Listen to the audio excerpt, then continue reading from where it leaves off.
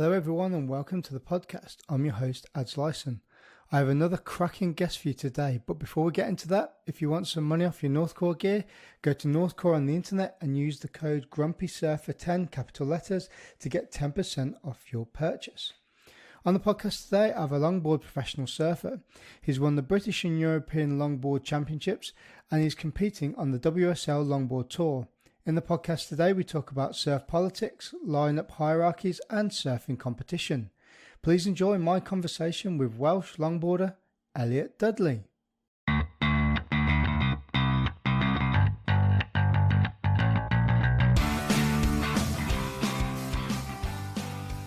Elliot Dudley, welcome to the podcast. How are you doing? Yeah, really good, thanks. Yeah, thanks for having me. Yeah, not a problem. How was your little trip down to Portugal? How long were you away for?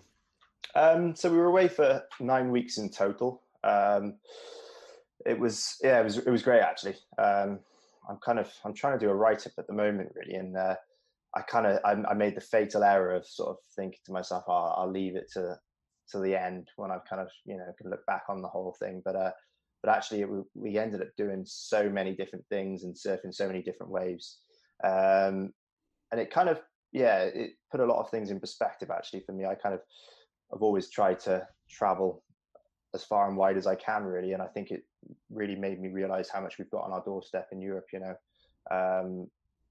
Spent a lot of last year traveling and actually probably had in the last 9 weeks probably scored some of the best waves I've ever had in my life. So definitely can't complain. It was really good, and but it makes it all the harder coming back to reality now, unfortunately.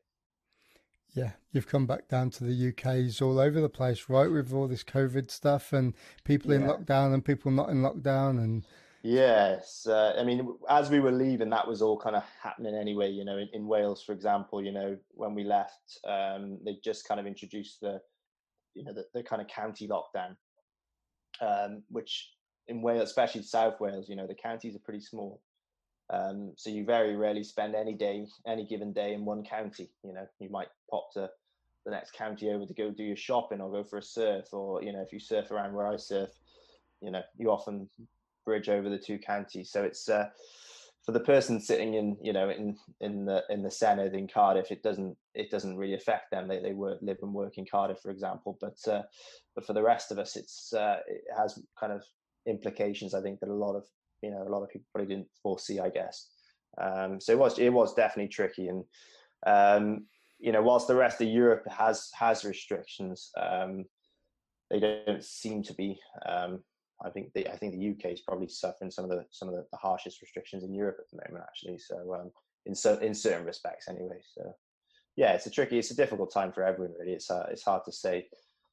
I think it's the not knowing thing that makes it worse. You kind of you think you're kind of coming out of it, and then the next minute you're back in lockdown. It's Wales, for example, are back in lockdown on the 28th of December, which just bad news, really. And I don't think anyone really was looking forward to that. So it's a difficult time, really. So it's tough, but I can't complain. I've had a good run. Yeah, you had the right idea though, going away for a bit. Did you travel down? You went down to Portugal, didn't you? Did you go down in your van?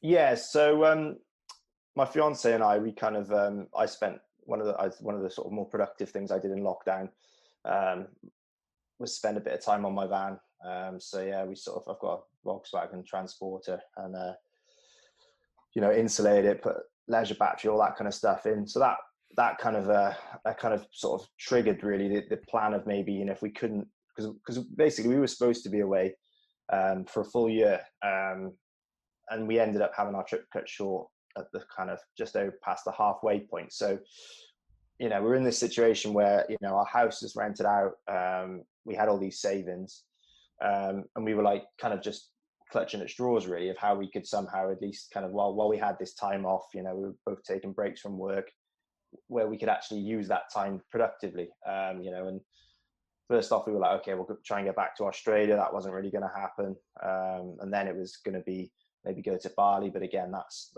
kind of off the cards. And then so it kind of with the work I did on the van, then it was like, oh, do you know what, like we both always dreamt of doing a trip around Europe, really. A lot of places I haven't seen. There's definitely even more places that my fiance hadn't seen. Kind of one thing led to another really, and then with the lockdown kind of coming in back in October, we're kind of forced to bite the bullet really, and just went online, booked a ferry, and then we were gone. But yeah, the plan was always to sort of effectively circumnavigate sort of the Iberian Peninsula, start in Spain, down the west coast of Portugal, and then back into Spain and around the Mediterranean coast. Yeah, which we ended up doing, which was good. It was amazing. Had a really good trip. Yeah, it's actually makes you feel a little bit better, I think, about the potential for future travel. You know, I think it's such an easy trip to do. Actually, there's so many uncrowded, perfect waves. Like anywhere, you'll find that people tend to gravitate towards the well-known spots. You know, it's the same in back home. You know, everyone goes to kind of you know, I use Cornwall as an example. If there's south swell and a northwesterly wind, everyone's at Port Leven. But that's not to say that there's, you know, a bunch of other spots that probably aren't working. When you look at the west coast of Portugal, for example, there's just endless beach breaks. But everyone kind of bottlenecks and accumulates at Peniche. But you drive, you know, even 20 minutes north of Peniche, there's tons of other beach breaks with hardly anyone in. So it was good, actually. It was good to kind of, when you have a longer trip like that, you have a lot more chance to explore and you know, and dig a bit deeper than you would on a 2-week trip where you're just desperate to get as many waves as you can, as quick as you can, before you have to go back to work. But when you've got 9 weeks, you can kind of wait for certain spots to work and that kind of thing. Yeah, I think what we take for granted or we don't take for granted in this country very much is the fact that we are actually a small island, and compared to like other countries, you know, like Europe, the Basque Country, Spain, Portugal, they've got such vast coastlines, and they might have a few small, you know, coastal towns or villages knocking about, but then there's these vast spaces that you can go down, and they are all uncrowded. I mean, Hossegor's a really good example of that. You've got all these, you've got the Hossegor town, then Combreton, and then lots of different, you know, Biarritz, all these little places that are knocking around there. But you go 20 minutes up the road or down a little track somewhere, and then you've got peaks to yourself, and there's nobody about. Yeah, so I mean, we actually managed to get to France for a couple of weeks before the kind of quarantine rules changed in the summer. And to be honest, I can't say I had a bad time. You know, I was surfing every day. It was boiling hot. But I honestly didn't enjoy the surfs anywhere as much as I feel like I should have done. It has got to kind of, and I don't know if it was because of COVID and there was sort of limited options of where people could go. You know, there was no kind of trips to Indo or further afield. But there's more. I mean, the number of surfers was growing day by day anyway, and I think COVID's actually probably accelerated that. You know, people can't do things indoors. They're looking for new things to do, and even on this trip that we noticed that. I mean, I don't know. I've got friends who've got the decathlon softboards, but honestly, there was some days at some beaches where it blew me away how many you'd be walking along the beach and like it was like just a sea of Olayan or whatever they're called, decathlon softboards, and that's just at one beach, and you see the same thing at every beach you go to. So you know, surfing's growing exponentially, good or bad, depends on which side of the fence you look at it from. I'm a bit more of a purist, really. I don't really like surfing's going down the skiing route, you know, where everyone skis, don't they, or snowboards. You know, if you're from a kind of middle class family, chances are you went on a skiing holiday once a year, and you know, and you do it once a year, you know, and that's it. And surfing's kind of becoming that way, where it never was really. It was the kind of thing that it was a real commitment to be a surfer. And you only did it if you were going to be, you know, really dedicated to it, you know, and chase swells and go in the dead of winter when it's horrible. And obviously back in the day, wetsuits used to be a lot worse, and it just wasn't a pleasant experience most of the time. Whereas surfing now is just an easy, safe, soft topped experience, you know. So I think, you know, it is only going to get busier and busier. And I found France, for me, was almost like the pinnacle of that. You know, it was to the point where it was almost impossible to catch a wave without someone dropping in on you or someone being in your way. And it's kind of stressful, really, which is kind of goes against why I surf. And I don't go out there to get stressed. It's a release, really. It's supposed to be relaxing. But like you said, there are so many places that, I mean, I guess it's a positive thing that there is so much space left out there, especially when it comes to kind of the less than perfect waves, the slightly heavier waves or the colder waves.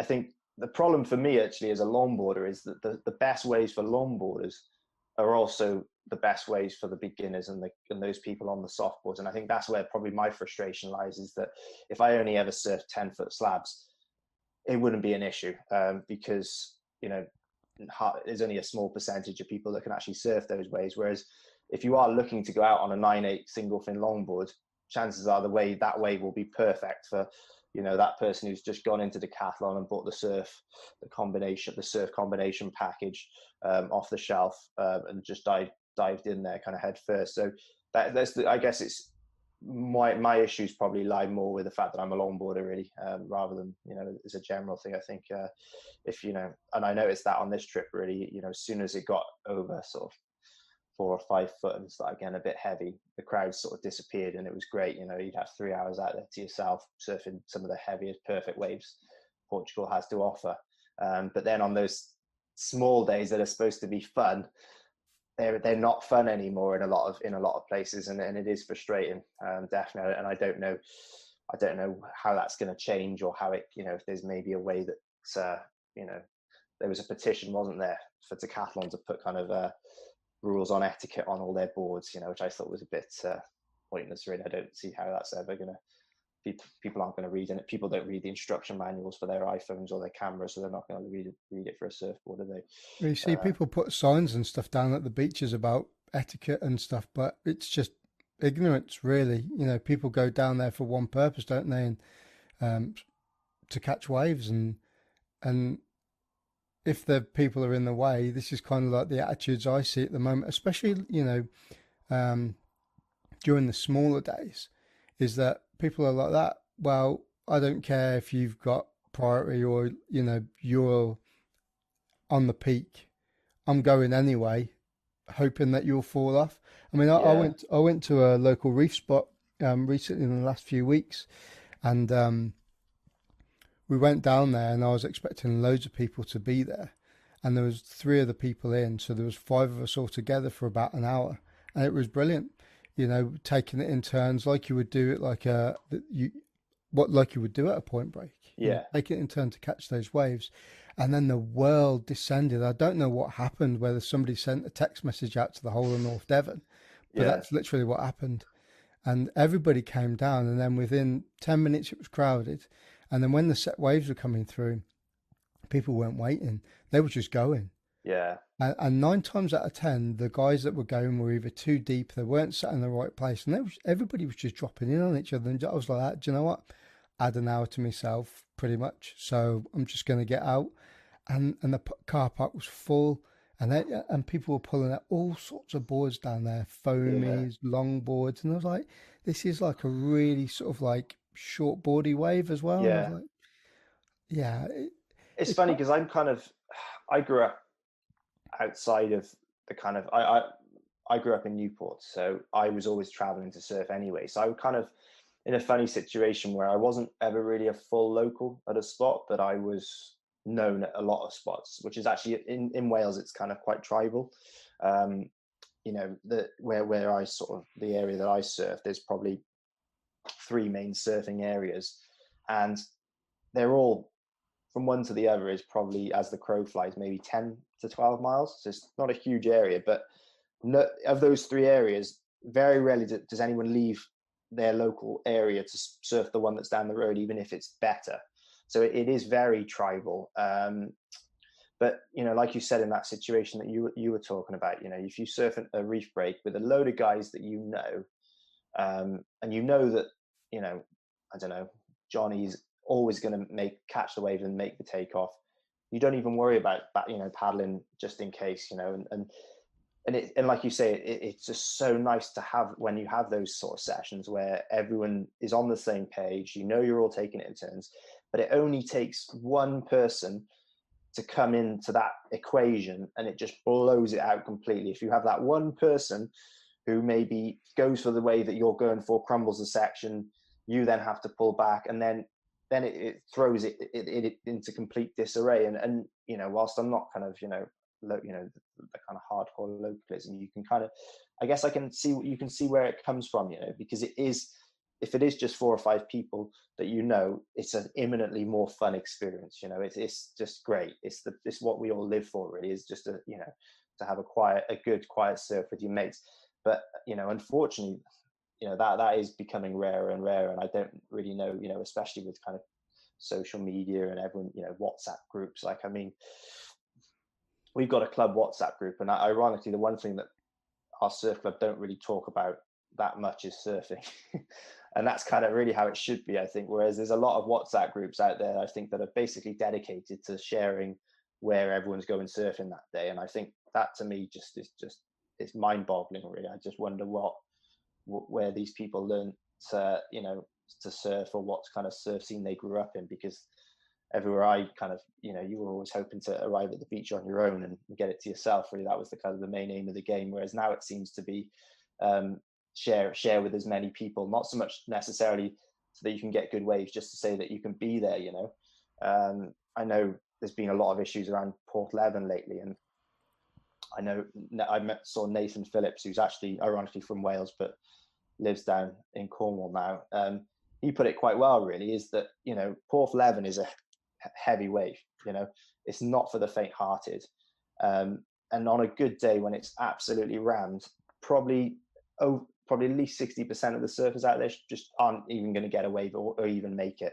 But he put it really well. Basically, they just want to say that they were out there when it was pumping, you know, when it was that, you know, mega swell, you know, December 9th or whatever, I don't know, that's just as an example. Everyone's there, you know, or where did I surf? I surf Levy, you know. And that's it's a weird one, really, because I wouldn't want to surf a spot unless I'm actually going to surf it, you know, and enjoy the session and get waves. Whereas it seems like a lot of surfers these days just kind of are in it for the scene, you know, to say, oh yeah, you know, to tell the story, you know, in the WhatsApp group or online when they get home. You know, it's a funny one, really, because the ocean is there for everyone, but I think there's kind of, everyone needs to know their limits. They need to know what they want from a surf session. Have they got the right, like you said, when you get longboarders turning up to, you know, hollow reef breaks, it's just, those waves aren't cut out for longboards. That's why I don't ride a longboard most of the time at home in the winter. I ride shortboards for that exact reason. You know, so if you're a longboarder, there's spots that are really great for longboarding, you know, and you should really be going there. But yeah, I don't know. It's one of those things, isn't it? It's kind of you go through stages where you have a run of like amazing kind of good surfs with hardly anyone in, and then you have one of those shocking surfs where it feels like everyone's descended on your local spot, and you're like, and you come out kind of raging. But I guess that's just the nature of surfing, I guess, these days.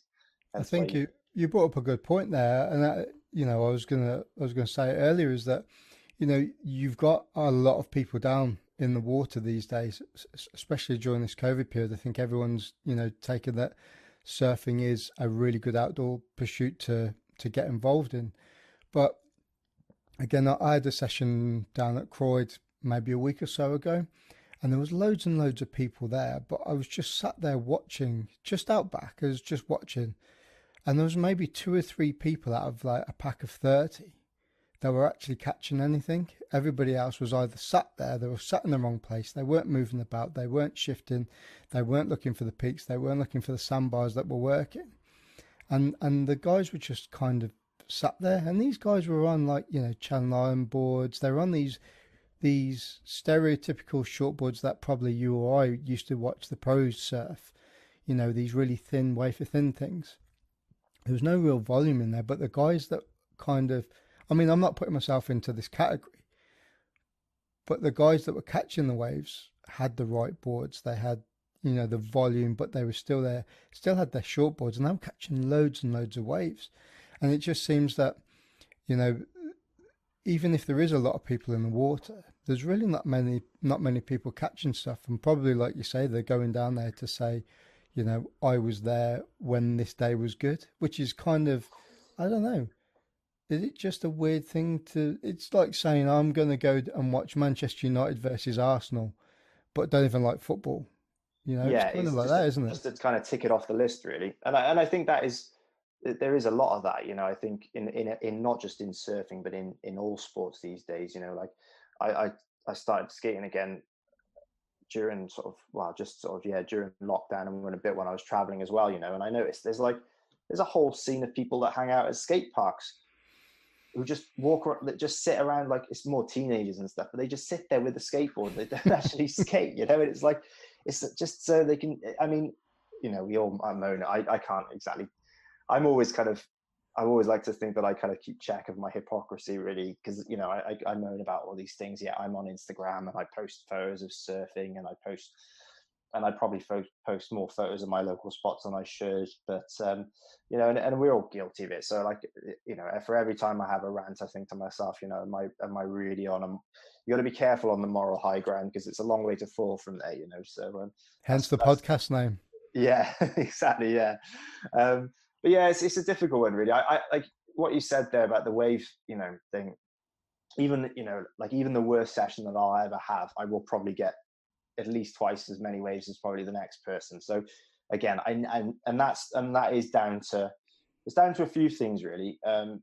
It's mainly down to like my board choice. You know, luckily being a longboarder, I think, even though I do shortboard, I mean, I guess I'm a longboarder because I generally ride kind of slightly alternative equipment, but I've always got the right board for the job. You know, I'm never going to be, I don't really miss waves.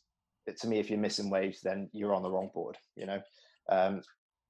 If I I think that should be something that should be drummed into most servers. If you're missing, I don't know, for every 5 waves you paddle, if you're missing 3 of those waves, you are 100% on the wrong board. You can convince yourself all you want that it's the wave's fault, or you know, someone's in your way, or you know, oh, that, yeah, it was a bit fat or whatever. You're on the wrong board, basically. You know, when you watch the top surfers, you know, you kind of, I don't know, your Kelly Slayers, your Felipe Toledos, those guys, they do not miss waves ever. Like, you know, like if they're free surfing, they just catch everything. When we were in Portugal, what's his name? Kanoa Igarashi was out one day. It's this wave called Mole Leste, which is just the kind of the harbour wall side of Super Tubes. And yeah, the guy did not, I mean, the concept, I couldn't ever foresee him missing a wave. It just, on the tiniest twig of a shortboard you've ever seen, just paddling with ease, because he's got that board dialed, you know. And the problem, and that's the problem, really. A lot of guys go, oh, look at Kanoa out there ripping, you know, on his groveler, which is like 25 liters or something. The guy's an elite athlete, you know. He surfs probably 8 hours a day and is as fit and as healthy and as in tune as you'll ever get. Of course he's going to be able to ride that board. But your average surfer who surfs, even a guy who surfs 3 or 4 times a week and is in fairly good shape, they're still not going to be able to catch waves on boards like that. So yeah, you know, it definitely comes down to equipment, you know. And then I'm also lucky in the fact that I do surf a lot, so I've got the surf fitness, and I've never really had, you know, a long period of inactivity that you know, where the kind of the slowness kind of creeps in, really. So I'm quite lucky in that respect. But I'd say I can put it down to fitness a little bit, but it is generally down to equipment choice. You know, What was your quiver that you took down to well, work with you? so that was a bit of a contentious one, actually, because well, you can imagine a Volkswagen Transport is not the biggest van, especially when there's 2 of you in it. So I think we had 7 boards in all, and 2 of those weren't mine. They were my fiance's. So I took 5 boards, which I had whittled down. Actually, it was going to be more than that, but I guess you do need a bit of room to sleep. So that was kind of why I whittled that down a little bit more.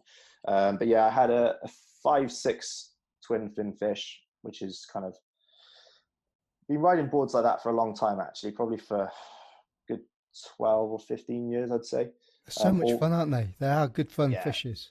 And there's so many days kind of, they fill the void, really, between the kind of the fun kind of rippable days and what I call the kind of proper, the real serious days, you know, kind of like there's a time where you maybe could longboard, but you know, perhaps the wave shape isn't quite right. It's too kind of short and punchy, and then that's where those boards are just perfect, really.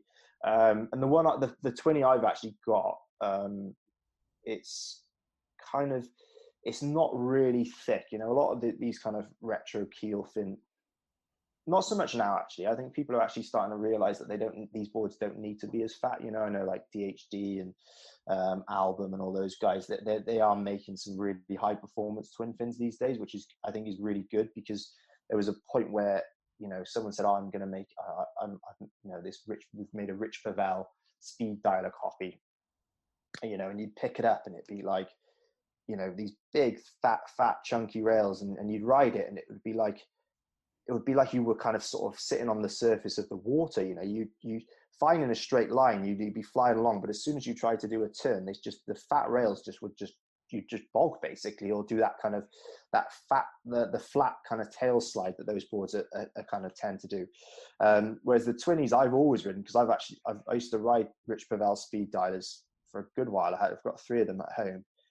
When you actually pick up one of those boards, you know, they are wide and they are short, but they're super foiled in the rails, you know, like wafer thin in the tail. And, you know, and it just enables those really thin kind of, even keel or quad fin fishes, you know, you can kind of ride them in anything really, if you get them dialed. The only time I feel like they really don't work is backside in hollow waves. Almost because they do hold their line a bit too much. You know, sometimes if you pull into the backside bow, you almost need that little bit of slide just to get you into position.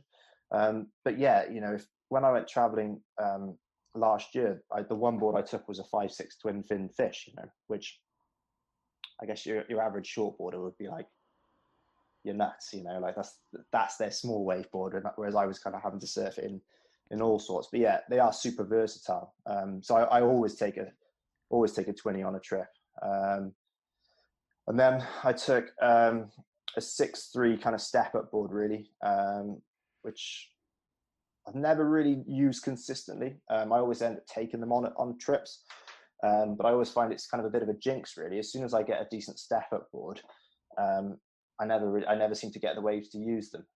You know, I went to Indo about 5 years ago, and the same thing happened. I was just expecting the waves of my life, got this perfect tube riding board, and I don't think we had anything over 4 foot the whole trip, you know. So I've always been a bit wary of getting a kind of step up board for that reason, exactly. But this trip, probably of all the shorter boards I took, that was the one that I got most use out of, just because honestly the west coast of Portugal just had non-stop waves for the whole time we were there. And then I've just been, you know, even when we left, I was still looking at the chart, and it was just, I mean, it wouldn't have dropped below 4 foot the whole time. And you did need something with a bit more volume, and just, you know, I'm not super fast, you know, like some of the shortboarders. So I kind of need to get in a little bit earlier. So 6.3 is just right for me, really, for those kind of waves. And then I took 2 mid-range boards as well. One kind of more of a displacement hull, kind of classic kind of mid-length, just an all-rounder that I kind of ride a lot at home. It's great in kind of the kind of ways where it's kind of too fat to shortboard, but too big to longboard, that kind of thing. That was a 7.4 single fin. And then the other sort of mid-length I took with me was a 7.6 twin fin, so the guy Matt Calvani that shapes for Bing, that was his personal board that he made for Tabarua. And I've been hassling him to make me a twin fin for ages. I really wanted a twin fin mid-length for bigger days, just because I kind of, for me, it's, you know, when it gets over 6-8 foot, you're not really going to be doing, I'm personally not going to be doing anything too radical. And I just love the way those kind of mid-length boards feel. You know, you can catch waves so easily on them, and I think from there it's a great starting point then to set yourself up on the wave. So yeah, you can draw some really nice lines with them, can't you? You know, you really sort of like long drawn out turns where you don't really lose too much speed because you've got that volume in there too. Yeah, I mean that twin fin as well, I don't know if it was the channel bottom or something else. It's just got a single channel between the fins, but it's the only board I've ever had where you're almost when you do a cutback, which would normally shave off speed, you get this kind of like instant like burst of speed out of it, to the point where if you've been riding another board and you first get on it, you kind of you find yourself kind of almost wheeling a lot. And that board, I took that board in expectation of surfing bigger waves. And I actually had it's funny again, this is the one of those things that, is guaranteed to jinx you, but I actually had a specific wave, specific conditions in mind for that board the whole trip. So it was kind of in the van, and Marie Claire, my fiance, was kind of going, "Oh, you shouldn't have brought that board. You're never going to use it. You're never going to use it." And obviously with the sleeping arrangement, it was just a pain in the neck trying to organize the boards every day. But we finally got to the Algarve, or the west coast of the Algarve, and Arafana was basically the wave that I wanted to surf that board at, because I've surfed it before on my fish, and it's just a really kind of big, it needs to be sort of 6 foot to work the point break, and it's just a big open faced wave and there is a barrel section, but it's kind of like, it's not like you kind of come into the barrel section, you're not kind of taken off into it. So you just need a fast board basically. And I was like, when I got that board, I was like, this is the board for Arafana. So luckily we got to Arafana, and with the swell that we had, just had a couple of, epic days there. Just really, solid sort of 2-3 times overhead, and just the board just excelled really. It was kind of one of those occasions where you were like, finally I filled a hole in my quiver really with that board, because it did exactly what I wanted it to do. Just get in early, set a line, make it around these big kind of wide sections, and just hold in really when you needed it to. So yeah, and then the overboard I took was my sort of 9/8 standard 9/8 longboard really. Yeah, and I don't know how much you've traveled with longboards, but they're a pain in the neck. They're epic, especially when 9 foot is still awkward, but that 9/8, 10 foot size is, especially lug it on and off the top of your roof, and when you're traveling, putting it in your van or under your van, and it's just a big bit of foam, isn't it, to move about? Yeah, and I mean, like, it's just, there's no way that they can go in the van and sleep in them, so they're on the roof the whole time, and then you're constantly worried about them getting stolen. So I'd kind of rigged up all these kind of bike locks and lockable straps and stuff like that. So touch wood, we got away with it, which was good. I was actually quite surprised, because Spain and Portugal have got a pretty bad rep for petty crime, especially in some of the the more localized spots. Like we surfed Rediles one day, and you're parked in the forest there. You're kind of like, gosh, all that stuff's going to be gone when we get back. But I don't know if it's just kind of a societal shift, but I'm going to jinx myself big time here, touch wood. But I do feel like, with the way people have become so materialistic these days, and people, even the thieves, they want more than just to flog a secondhand surfboard. So that kind of petty theft seems to have declined a little bit. Again, I've jinxed myself big time, but I think, they want debit cards, credit cards, and they want iPhones. They're not really interested in nicking because it's a gamble, isn't it? You nick a board off the roof, it could be a Bic or something. You don't really know what it's going to be, and it's going to be practically worthless. And who's going to want to? There's so many surfboards out there now for sale anyway. Who's going to want to buy it? You're going to struggle to shift it, You used to hear all these horror stories of people traveling down to sort of like that part of Europe, and I think one of my friends was telling me he had a motorhome, and one of the things, I think it was in France, the toll roads when you're traveling down to sort of like the Basque Country. He was telling me that he'd heard stories of people pulling over into the airs or the laybys, and they pumping some sort of like gas into it to make it pass out, and then nicking all your stuff, and then you wake up, you're like, you've got. Well, ironically, a friend of mine, my friend Oliver, he lives in West Wales. It actually happened to him and his family. Oh, really? They woke up. They did this exact thing. Woke up super groggy, and were like it wasn't like they hadn't come in and like kind of trashed the place. They kind of just picked. They'd obviously had all the time in the world because everyone was passed out, but they just picked off all the kind of money and valuables and stuff. And so that used. I mean, I don't know if it still happens. That was a while ago that happened, but but yeah, you know, like my dad went down to Portugal. He tells the story all the time. It must have been when the Falklands was on, because he said, you know, it was the end of the Falklands War happened while he was away, and there's kind of a historic link with the you know, the Portuguese and the British, you know, going back to the, you know, the Napoleonic Wars and that kind of thing. And he stopped in this bar, and I think it was like Peniche or Erciyes or something. And guy came out and was like, "Oh, you know, you British, oh, the Falklands Wars ended," and kind of gave him like some free Matthias Rose or something like that. Anyway, but on that same trip, he had a second skin custom wetsuit. So this would have been like early 80s, second skin custom wetsuit, and this like Olympus OM1 camera, and it was stolen from the back of the rental car. And the rental car, I think at the time, was a Mini or something, which is again how kind of yeah, it's a bit of this. Well, you can't make it up, can you really? But yeah, he had this brand new wetsuit and camera stolen, you know. So yeah, I mean, that's just stuff used to just happen all the time, and you used to hear horror stories. And yeah, I was kind of paranoid the whole trip, really. But you know, yeah, touch wood, managed to get away with it, really. So yeah, I think as well, it's kind of, especially in sort of southern Portugal, there's just most people down there now. Most people we came across were sort of fellow travelers. There's actually a bit of an issue down in the Algarve now with the kind of the number of vans down there and that kind of thing. It's kind of got to breaking point. I think the van life thing is great in principle, but when you actually when every kind of beach car park becomes a glorified campsite, I can definitely empathize with the locals. You know, and well, they might start getting a little bit annoyed. Imagine you went down to kind of Croyd on a Saturday morning, and there was no car parking spaces, and it was full of vans, and there was shit everywhere.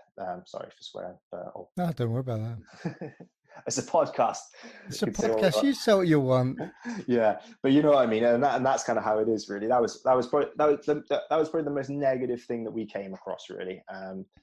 I guess trying to distance ourselves from the kind of the sort of inconsiderate van life elements. Really, we actually, to the point where when we were in the Algarve, we stayed in a campsite for a lot of the time, which a lot of people didn't do, but we did. It was like, you know, €8 a night for the knowing that you've got a bit of security, but also knowing that you're not annoying local people who are, you know, having to, you know, there's a worldwide pandemic going on. There's all sorts of, they're having to deal with all sorts of restrictions, and then there's that kind of the kind of carefree travelers down there just kind of doing what they want, really, running riot over the place. Well, look, those breaks down the Algarve, you know, Arafan, Cabrera, and, you know, with a few of the other places down there, there's not really that many. Well, when I went there, probably about, when's the last time I went down? About 2 or 3 years ago, maybe longer than that. There weren't really that many facilities down there. It was just like a rocky car park that you rocked up in. And if you're living down there, I can imagine people are shitting all over the place if they're living down there. And it's, especially during the summer as well, or during the hotter periods, you know, there's loads of rubbish everywhere because people are just lazy and not going to ditch it all. And yeah, that van life thing that you're talking about is the idea behind it is really sort of like iconic. But when it comes to actually doing it, you might as well be a soldier who's been living in the field. Do you know what I mean? It's kind of, it can be hardcore sometimes. Yeah, I just think it's that thing of, it's all very well, like every influencer and their dog going down saying, you know, taking the photo of them having their morning coffee looking out over the beach. And it's great, you know, like I grew up doing stuff like that.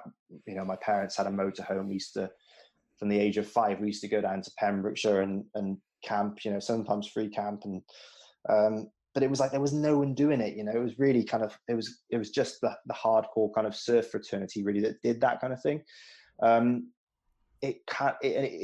It's definitely, it's just not sustainable to have that many vans at a beach, you know, if there was just one person there on their own, wandering off into the bush with their shovel, you know, taking a dump in a hole and burying it. Like that's, you know, that's probably actually as sustainable as you can get, really. However, when you got 100 people, you know, it just can't work, you know.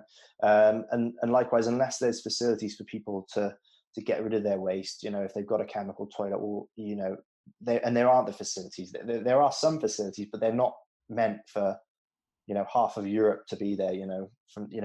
It blew me away actually how far and wide people had come from. There was a lot of Swiss people, a lot of Dutch, a lot of Hungarian. There was Hungarian people there, Polish people from the Czech Republic, and again, it's I've tried to be really careful about being hypocritical, because I'm the same. I'm from Northern Europe, and I've driven down there to kind of escape, winter and sort of lockdown and all that kind of stuff. So I'm not going to try and stay on my moral high ground, because I don't have one. But I think the issue is, because those people aren't from surf communities, they cannot empathize with the locals. They don't know what it's like where they live. No one wants to go to Munich and park up in a car park and live in their van, do they? It's not, the van life thing isn't an issue there. But if you live in a coastal community and then you go, imagine this happened at my local beach, what would I think about it with this many vans? Then you start changing your behavior a little bit, and you think, actually, I could save myself €8 by free camping, but €8 for the, to stay somewhere legit and not piss anyone off, it's a small price to pay, And I think that's the issue, I think, with it, is most of those people don't come from coastal communities, and they don't see the impact that it has. They just think it's kind of like, it's fair game. There's no sign that says I can't camp there, therefore I will. And that's kind of not really the point, It's sort of, you should have a bit of common sense, really. Is it a beautiful natural area that doesn't have any real parking or facilities? Then you shouldn't be there in your van in the numbers that they are. So the key point there you were just saying was common sense. I'm just going to leave that there, because common sense is not what people have majority of the time. No, I know we do live in a world where kind of everything's kind of done, we're all very spoon fed on stuff. We're told what's right, what's wrong. People don't kind of make their own decisions very often these days, do they? No. I mean, it's the same with, like we were going back to surfboards, it kind of, people can watch, it's a classic one when you watch the kind of demo videos of, like, I don't know, the new Channel Islands board, and it's a groveler. So they'll show, like, we got one of our team riders on our latest groveler model, and they'll show them, a really rubbish day at Rincon, it's only like 3 to 4 foot Rincon, rubbish on the groveler. And you're like, that day, if you've ever surfed the waves that they kind of, Rincon, for example, Rincon 3 to 4 foot is as good as, like, the best day ever in most of the UK. So what they mean by a groveler is not the same as what we would mean by a groveler. Like my idea of groveling is, like, literally like 2 foot onshore, the kind of surf where, the likes of kind of your average Santa Barbara surfer, or, if you ride JS's or whatever, your average kind of Gold Coast surfer, they literally wouldn't even look at it. They definitely wouldn't go in the water. So it's that common sense thing. It's like, oh yeah, this is a groveler, so I'm just gonna, must be what I need for small kind of British waves. But it's kind of, plus the fact when they go out and surf those boards, they absolutely rip the back out of waves, and people think that they can go and do it because it's the board doing it, when actually it's the technical aspect behind that is way above what any normal person would do. They had a classic one on Channel Islands. It was I can't remember what it's called. It's like called like an Average Joe or something. This model, like, I can't remember the exact name, but they were like, oh, this is great for your average surfer. And they had the one of the guys that works in the shop or the factory, just your average surfer, and he goes out and he's like just doing some nice top turns, carves, and then just does the casual air reverse, like that would put him in the top 1% in the UK, and this is like supposed to be a board for average surfers, and it's like, they've missed the mark a little bit. I don't know whether they were trying to be ironic or they're just living in a complete dream world, but it's just, anyone else would watch that and go, that's not the board for me.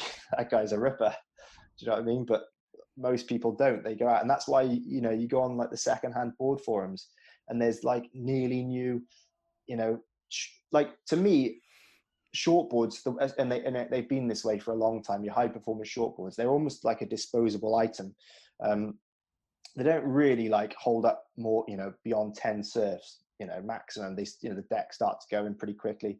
So if you're buying one, you're going to make sure you're going to use it to death, because really once, even like one surf on one of those boards, it's not nearly new anymore. Do you know what I mean? But the amount of those kind of boards that you see for sale on the secondhand forums and stuff, and it just, it's mind blowing, because they're not cheap either. These boards are retailing at like 700 quid. It's a huge amount of money really to fork out, and people are buying them based on kind of online reviews and the blurb from the shaper, and it's it's just like you say, there's just a lack of common sense, I think, to a certain extent. Let's talk a little bit about your career. So, what got you into longboarding? Because I could imagine growing up in the coastal community, a lot of your peers would have been, quite heavily into shortboarding, as like skates, really. What drew you to longboarding as opposed to shortboarding? To be honest, when I started longboarding, it hadn't really had its kind of 90s resurgence just yet. I started longboarding probably in about 95. I'd been surfing for a few years, just on like back in those days, there was no, like, foamies didn't exist actually, really. There was one foam board manufacturer that you could get boards from, and that was Swell. And I remember my dad looked at getting me one, and they were like, back then they were like 300 quid. And this is like pretty much 30 years ago. So that was a lot of money. And wetsuits, again, when I look at like how cheap kids' wetsuits are now, my first wetsuit was like 60 quid. It was really, really expensive, and it was terrible. It was like super uncomfortable. So yeah, like longboarding hadn't really kind of made its resurgence, for the most part. But my uncle had spent a lot of time in the early 90s and 80s in Australia. And he came back with an 8-foot Nat Young longboard. And so he was kind of one of like the first guys really to get back on longboards in our area. And then he snapped that board when he was in Australia, had it fixed and brought it back. But the next longboard he got then was from Adz and Elliot in North Shore. He randomly, I don't know how it happened, but he had some Hobie boards from the States. And so, at that time, no one would have really known who Phil Edwards was. Like if you kind of, anyone who knows surf history would know that he's one of the most influential surfers of all time. First person to surf pipeline, widely regarded as one of the greats. So my uncle picked up this kind of board, and he knew who Phil Edwards was, and he, that kind of, I guess, kept his interest in longboarding going, and he was just that guy out there on the longboard, one of the few guys out there. So I'd always grown up surfing with him. So when my dad and I got into surfing, we always had this influence from him, like he only rode good boards, and good longboards at that, like he had the Nat Young and the Phil Edwards. So when my dad started surfing the same time as I did. And obviously the first thing he did was, get the best boards. But, so he went to, at that time, a shop called Surfers Paradise in Newquay.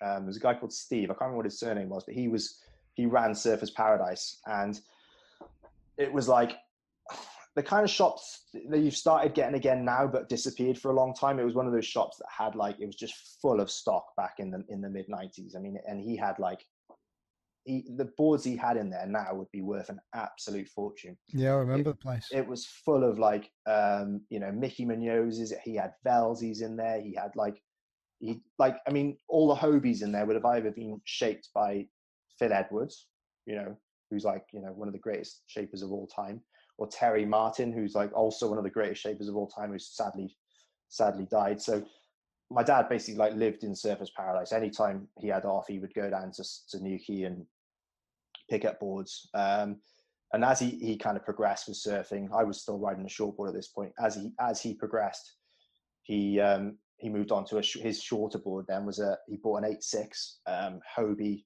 Peter Pan slug. Which was basically the pro model of a 60s surfer called Peter Pan, basically his name was. But that was my dad's shorter board. It was an 8.6. And I guess just bit by bit, I started riding that on smaller days. When I look back at I was just dead keen, and by riding that board, I could surf like ripples, which, especially in the summertime when, back in those days, I didn't really surf in the winter. It was just too cold and the wetsuits were rubbish. So I just used to, I had to really kind of get my fill in the summer. So I just used to just go in on like days that were like, if you'd have looked at the surf report, you'd have gone, oh, it's not really worth it. But I just used to be out there for hours and hours and hours, absolutely loving life on this 8.6 single fin Hobie. And and it just kind of went from there really. And it kind of, I guess, especially like, North Devon, you probably get a little bit more swell than we do, but it depends on the direction, but similar amounts. But like compared to Cornwall, we don't get that many days that are over 3 or 4 foot really. So in owning a longboard and riding a longboard, it literally like doubles the amount of time you get to surf, So it just ended up just purely for geographical reasons, really. I just ended up longboarding a lot. And one thing led to another. And then you start, obviously people start noticing, the little Grom on the longboard surfing quite well, hanging 10 and stuff. And started going down to North Devon a lot, sort of doing the hot doggers contest down there when I was younger. And that, it was a cool time for longboarding, really. It was a lot going on. There was a lot of kind of, not so much sponsorship around, but there was just a lot of people really getting into it, and it was sort of a real boom time. The mid 90s was a real boom time for longboarding, and you had kind of like, your heroes like Joel Tudor and Bonga Perkins and those guys, and there was just loads of content coming out, videos and stuff, and like great videos coming from California. And me and my dad were just, obsessed with it. We'd order the videos before they came to Britain. We'd like phone up a shop in America and they'd send them over. And I just was obsessed with it really. I just wanted to be Joel Tudor. And then sort of, just went from there really. And then you obviously people notice you and then they start suggesting you do contests. So like I started doing the chapter longboard contests, which were like back in the day, they were pretty cool. The whole contest scene back then was way cooler. There was so many more people doing it, ironically, back in the mid to late 90s. You'd do contests and there'd be like 40, 50 people turning up. Whereas unfortunately, ironically, longboarding's popular, but you go to a longboard contest now and you'll be lucky to get 16 people there, It's definitely, in some elements, have definitely gone down a bit. But back then it was just buzzing, and there was some real old guys there, like legends of British surfing, really. And you were getting to surf with them and hang out with them.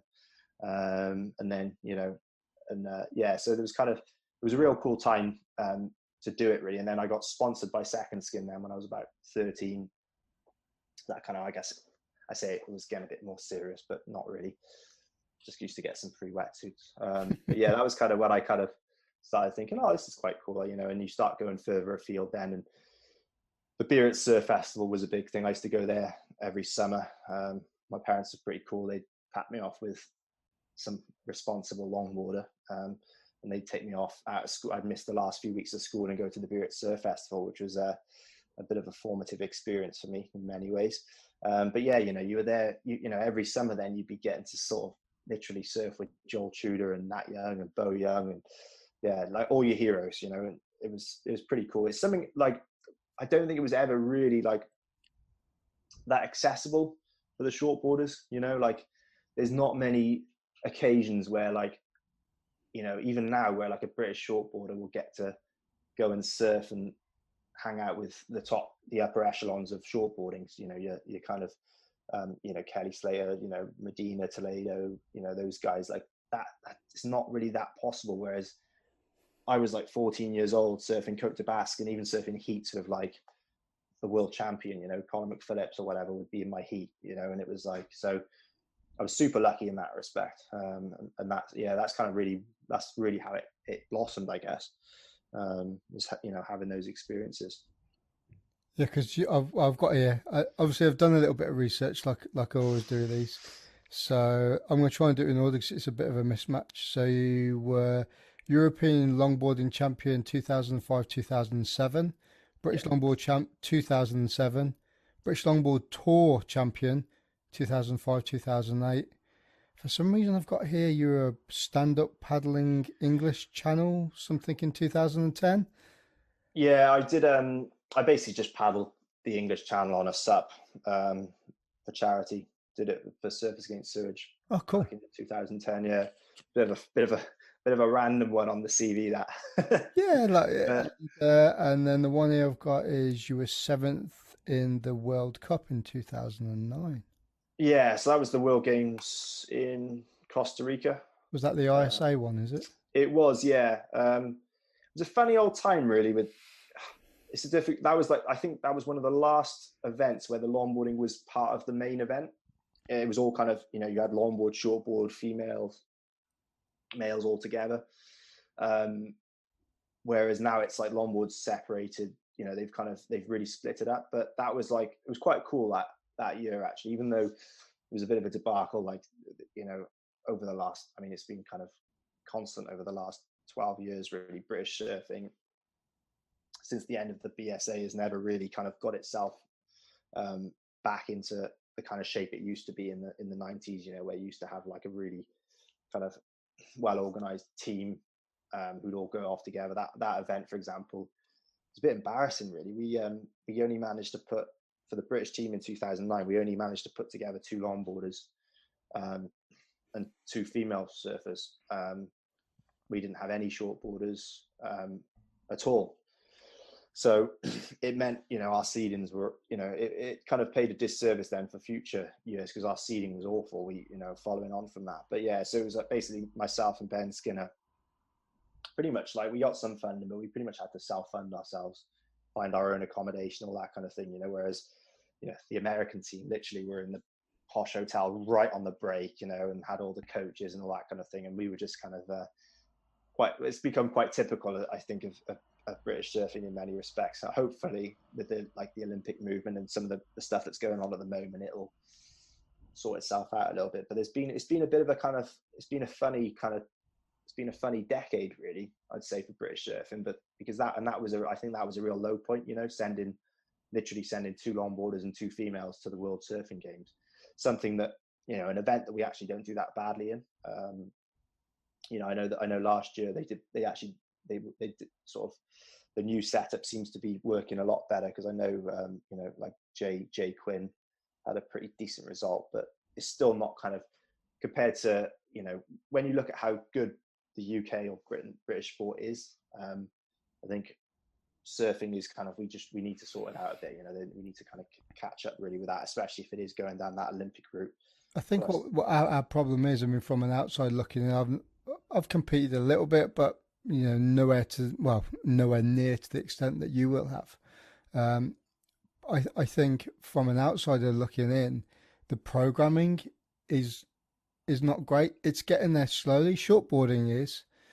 You look at the Aussies and Americans, like you say, they've got these teams, they've got the funding behind it too, to run these programs, to get guys through, technical aspects, taking them on trips, developing them at a young age, to that when they become to a point where you can do those ISA World Games. We've got the Olympics now, putting British surfing back on the world stage, like when Russell Winter was in the ASP, which is now the WSL. Putting us back on the world scene. At the moment, it just seems like, from a surfing perspective, that we're just relying on people's natural ability, going down to the beach, doing everything themselves. That's exactly, I was talking about this the other day, because I noticed it particularly in Portugal. Surfing used to be like that. It was like, basically you just had these random freaks of nature, your Mark Richards, your Tom Currens, who just happened to be there, happened to pick up a surfboard, go surfing, and that's how they became world champions or whatever. Surfing isn't like that anymore. And I personally, I'd rather it stayed the way it was, but that I can't, that would be naive of me to think it's going to go back to that. It's not like that anymore. Competitive surfing is strictly a sport. Okay. So you have to treat it like a sport. You can't just, like you say, rely on this natural talent to just pop up and someone to have, some, little Joe Bloggs down in Newquay at 8 years old, pushing himself to go surfing every day and just happen to get good. It's not like that anymore, because the level has gone up exponentially, and the top guys are so good. Physically, psychologically, those guys have got it going on. The problem, it seems, is like we've got like a bit of a short-term approach to everything. It's like it's all very last minute. If like you look at the Olympics, and and this is what I don't understand with the British side of it, like how organized like organizations like British Cycling are, British Athletics, they're so on it, you know, they're planning 8 years down the line, and that's what you've got to do. Whereas everything we do is like year to year. It just doesn't work like that, you know. You can't just make a team. Say that you've got an event in June, you can't put a team together in January. You can't even put a team together in the previous September. You know, the team has to have been in place for years and years and years, and have come through a system. You know, and been. It just takes so much preparation to get to that level. You know, most of the top guys in the world now probably wouldn't have made it if they didn't have extremely pushy parents. That's one thing I've definitely noticed. The parental side has become, and it's the same with tennis. You know, like, do you think Andy Murray would have been as good if Judy Murray hadn't pushed him to, you know, to be what he was? You know, there's behind every great athlete these days, there is a very, very, you could say devoted, you could say pushy parent, and surfing is the same. You know, so like, I think there's so many other factors beyond just raw talent these days. I think it's almost like that isn't enough anymore. It has to be, you know, there has to be long-term planning. Like, I'm pretty sure, going back to Kanoe Igarashi, you know, like he was born in Japan, but his parents basically moved him to Huntington Beach with the sole aim of him becoming a pro surfer. You know, like the level of dedication that, I mean, that they've, obviously he's had to put it in, but they've had to put in, you know, because, you know, they'd have been taking him to the beach every day, taking it, paying for coaching, paying for all his equipment, you know, like that's Well, like, they have those surf rider clubs like in Australia, don't they? You know, the classic ones like, you know, Coolangatta, you've got Bondi. They've all got these formed um, like beach clubs, beach associations, and they all compete against each other. mm, Whereas, you know, because of our, I think because of our climate, really, is yeah, that, you know, you can't be in the water all the time surfing, and you haven't got the nice weather where you're outside and you can run lots and lots of competitions because, yeah, one, if you've got small kids, they're going to go down because the weather's super crap majority of the time. yeah. And I And if mean, you, and the waves as well, you know, like how often do we get those just perfect Grom waves, you know, whereas you yeah, go, you know, like you go to sort of, yeah, like you say, Australia, you know, and there's most days you can find like a little back beach with a perfect, and it's, yeah, it's never cold, is it? You know, it's, and they can surf before school, they can surf after school, whereas it's pretty depressing being a, you know, a kid who surfs in the winter in Wales. You know, it's like there's no chance of surfing on a school day really, unless you know, there's a couple of Groms where I live whose dads are like super like stoked on it, and you know, and they literally like drag them out of school straight away. They're up, you know, they're down the beach in the wetsuit for a half-hour surf, you know, but like there's not many people who are devoted enough to do that, you know. So yeah, it is difficult, but I just think everything seems to be a bit too reactive. You know, it's that thing of like, just, oh, right, we got an event coming up, we need to put a team together.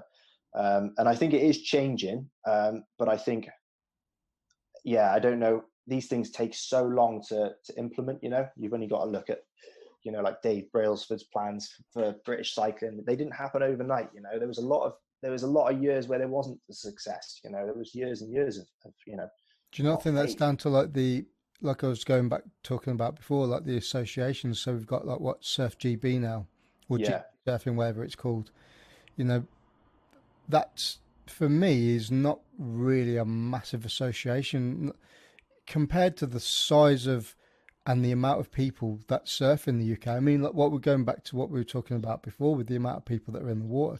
If all those people paid subscription or, exactly. you know, to Yeah, Surf GB, imagine the amount of money that would be to develop young people to do that. yeah. It'd be absolutely amazing. It's weird actually, because you're right. You're completely right there. You kind of hit the nail on the head. It's like you look at, like, I've been involved in triathlon a little bit, and cycling, and you know, I've been a member of British Triathlon, for example. You know, and I paid like my 30 quid a year.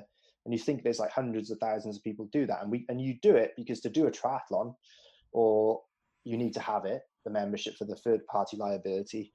And I think surfing's a bit of a victim of its own kind of coolness. Really, is like people just don't, triathletes are serious. You know, they're all worried about accidents, and they wear all protective equipment, and you know, they would genuinely worry about liability and stuff like that. Whereas your average surfer is like, it's part of our nature really to not really care about rules. And you know, we've always been a counterculture, and the kind of the two, almost the sport side of it and that side of it don't really kind of, they don't marry up that well. And it's like you say, I think the big thing, the BSA used to have quite a lot of members, and people used to join, like nearly everyone I knew used to join, really. They would be a member of a club, and as a member of the club, you join the WSF, and via that, the British Surfing Association, Welsh Surfing and British Surfing. And they did it for the liability thing. And it's like, maybe they're missing a trick, maybe it isn't an issue, or like, but it does seem like that, like you said, that if Surfing GB had every surfer in the UK as a member, which they theoretically, really should, they'd have just millions to spend on, on this kind of stuff. So yeah, I think if you're going to go down, if you're going to, as much as I hate to say surfing is a sport, because I kind of like, part of me thinks there's something more to it than that. That's the way it's going, wave pools, Olympics, it's a sport now. So you have to start thinking of the infrastructure in the same way, don't you? And it's, in this world, everything comes down to money at the end of the day, doesn't it? What do you think of all that? I mean, do you follow the WSL and the Longboard tour? I mean, do you follow all of that sort of stuff, or do the edits and stuff that come out? Yeah, I do. I kind of do. And I've obviously followed stuff on Instagram, and it's difficult, really. Like I'd never watched the World Longboard Tour, for example. Like I think once you've been and you've done it and you've kind of competed, it's got that, there's like a frustration side to it. You're like, oh, I wish I was there, kind of thing, or maybe you watch it here and you think, oh, I could have got through that one, and stuff like that. I do quite enjoy watching the WSL, but only certain waves, really. And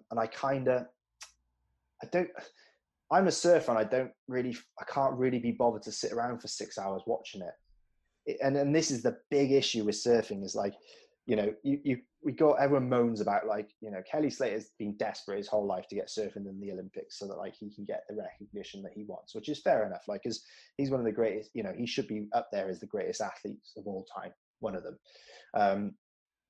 But he's not got the Olympic gold medal, which is clearly what he wants. Because I would too if I was him. I'm like, you've won all these WSL or ASP World Tour events. He wants surfing in the Olympics, and there's a bit of and I think he's probably key in that. And I think his wave ranch is all part of that thing. And he's not qualified. Yeah, but it's like, exactly. So he's kind of desperately wanted to, surfing to be in the Olympics, but and the thing they keep coming back to is, like, really speaking, there's not, the prize money is not what it should be, for the amount of risk and the amount of dedication. But the big issue with surfing, and the reason, the WSL just can't ever seem to get its act together, it goes through various sponsors and it goes through different CEOs. No one can ever seem to crack it. And the reason being is it's not really a spectator friendly sport. Half an hour sitting watching guys paddling around, pulling back off waves or falling off, like, it's just not exciting, and that's just the way surfing is. But the only way, let's look at football as the example. It's a billion, like, Sky paid billions, like literally like 6 billion or something for the football rights. Whereas I feel like the WSL can't give surf the rights to surfing away. They literally, like, they tried to do it, didn't they? Where it was like a pay-per-view platform, and then it ends up just being free again, because otherwise no one watches it. And you think, like, you go online and watch it, and you're lucky if there's, like, you might get over 10,000 people watching it, but very rarely. You've not got huge, and that's literally like, that is the upper echelon of surfing, and that's what that's what the number of people that are watching it. It's no surprise that the money isn't, the golf money, the football level of money isn't there. And I have no idea how you deal with that, because you put it in a wave pool, and that solves the issue of the boring sort of, for the average punter, it's not boring, but for every surfer watching it, it's the most boring thing ever. So in creating a format that is more TV and viewer friendly and making a wave pool, you lose your core audience, which is your hardcore surfers who think the wave ranch is boring, because there's only so much you can do on a perfect wave that's the same every time. And because I found that immensely boring. Like there was some things that they would, there was some pretty cool, there was some good waves there, but generally most of the waves just look the same. And I think most surfers would agree on that one. So I'm glad I'm not involved, to be honest. I've many points people have tried to, like, kind of get me involved in various surfing associations, and I kind of, I'm glad I'm not having to deal with it, because it's a really surfing and the sport of surfing is a very difficult thing. It's a sort of difficult sort of square to or circle to square or whatever they say. Yeah, Yeah, it's a tough round one. hole, square peg, and all that sort of That's the thing. one. Yeah, exactly. But Yeah, it is quite a difficult thing, and it also, I guess, is one of those things that is quite a topical discussion, really, amongst people. Like you're saying, you like to think yourself as a little bit of a purist, and but to get surfing recognition needs to be more mainstream. So you've got the sports side of it, but then the whole idea of it really, when it was first, its roots is all traveling, isn't it? It's traveling, finding new locations, new destinations, new spots, meeting people. It's more of a social activity than a spectacle. Now, do yeah, you run the competitions and then put the highlights out there? I don't know. I'm not a media mogul, never going to be really. But there's lots of things out there that I think that they just need to keep trying it, and just seeing what works. I mean, I'm enjoying watching the platform as it is now. yeah, I'll stick it on. I mean, granted, the pipe's on through the night here. Starts at 5 and finishes at 3 in the morning or 4 in the morning. But when the European legs come or the South African legs, I just like putting them on in the background. Put them on yeah. during work, stick them on the TV or whatever, and you can sit there and watch them. Or over breakfast in the morning, you can go and watch the highlight heats, which are like 7 minutes long or whatever. You could watch a comp in an hour if you really wanted to. Yeah, I think it's that thing of just I'm happy. I'm happy with the way surfing is. I don't need it to be any bigger or Yeah, better. And I think that's the key, really. It's like they're trying to make it something that I don't think it can be. I think um, I mean, how many times over the years have they experimented? They had that kind of nations thing, didn't they? And then they had like years ago. I remember this was pre like social media and stuff, and they had. I remember reading about it in that giant surfer mag I used to get every summer. I used to love it. I used to go to the newsagents down in France and buy it, and just remember it being like it had this like again. It was like I think it was Kelly Slater was involved in that. It was like his first foray, and they had like American football style jerseys, and they were in teams, and it was like they've tried all these different things, but like surfing hasn't really this competitive side hasn't really changed, is it? In its entire history, because I don't and I think there's a reason for that.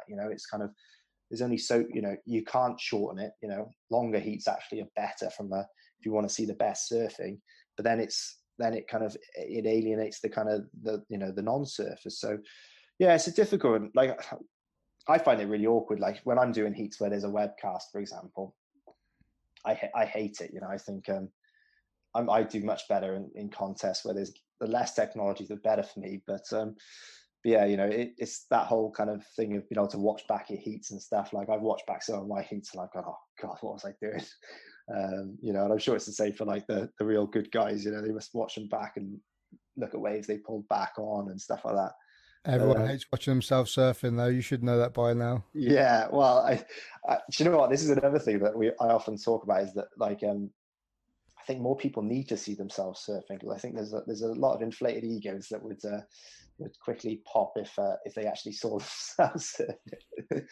I was quite lucky, really. My dad has always loved filming me, so most of like the footage I put on Instagram is from my dad, and so I was always lucky, really. Like in the winter time, especially like when I couldn't surf in the week because of school and that, I just used to spend hours watching myself videos my dad had taken of me and just being very critical, I guess, and that now is that's the basis of most coaching, really. And I guess I pretty much coached myself really growing up in that respect. And I was always comparing myself to the best, like I didn't just used to watch videos of Joel Tudor really on repeat. So if I was comparing myself to him, I was probably never going to quite get there. But yeah, that kind of watching yourself on film is the best way.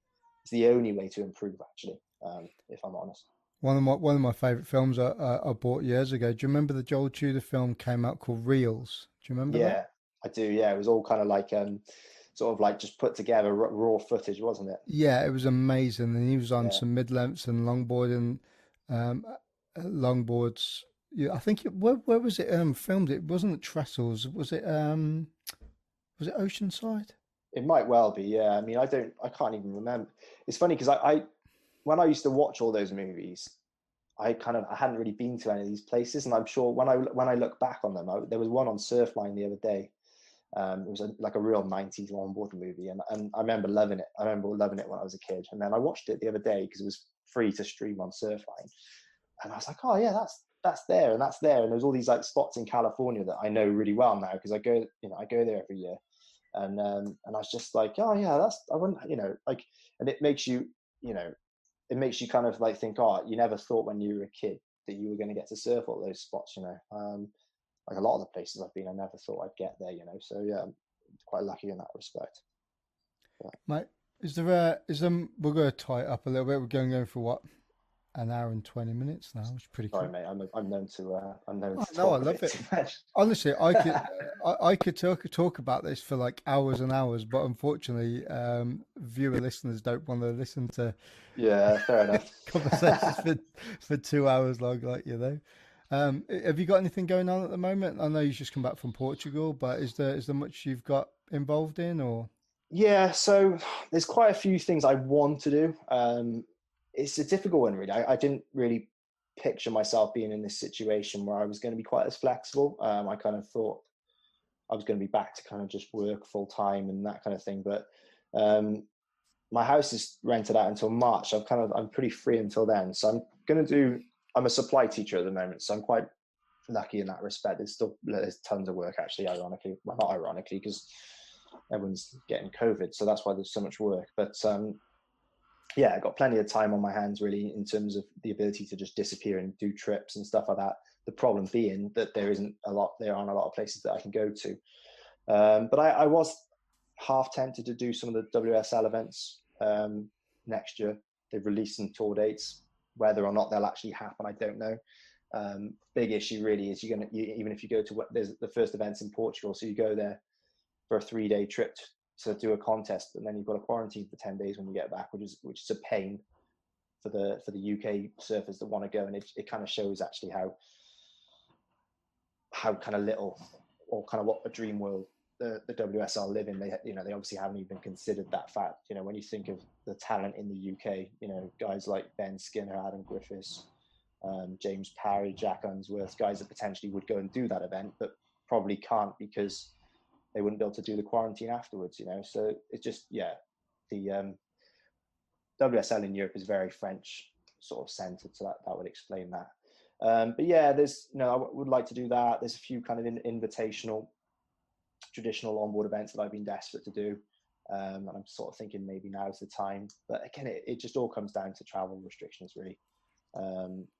You just don't know. I felt like January was going to be a turning point and everything was going to start opening up, but now it's in the last sort of couple of days, even it's flipped the other way. So yeah, I was talking about this driving back from the ferry port the other day. I was sort of saying it's best thing to do at the moment is just have no plans and just be ready to go at the last minute.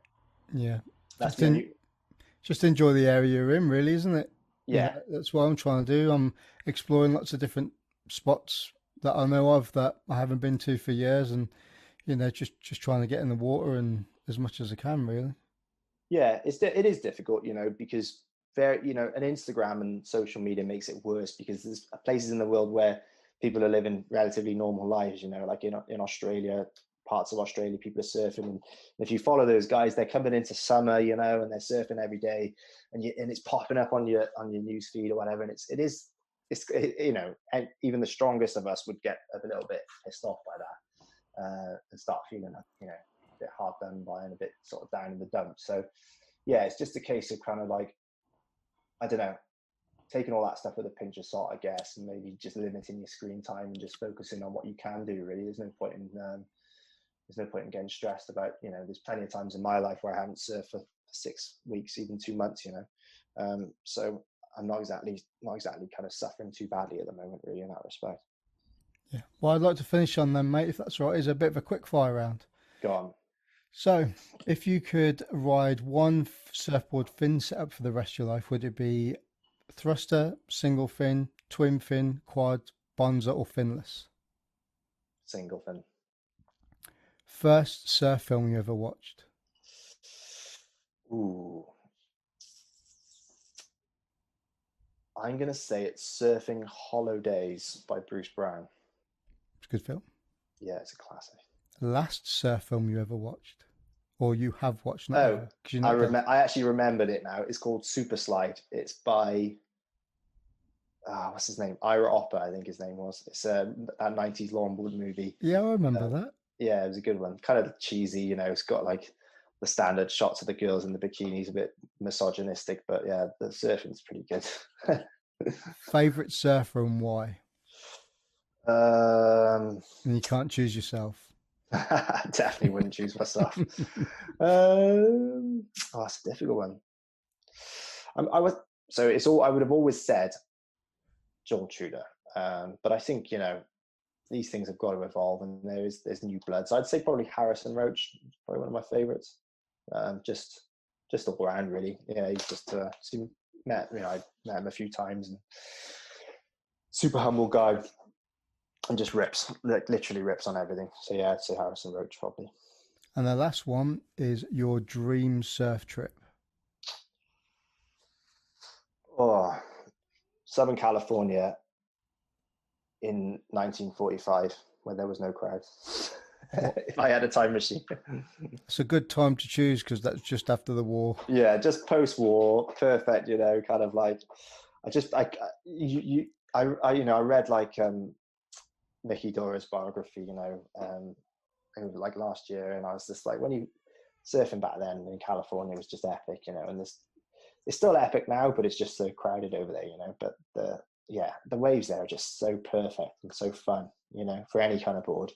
So yeah, I'd say that era of California, I'd go back there if I had a DeLorean. That would be what I'd do. Nice.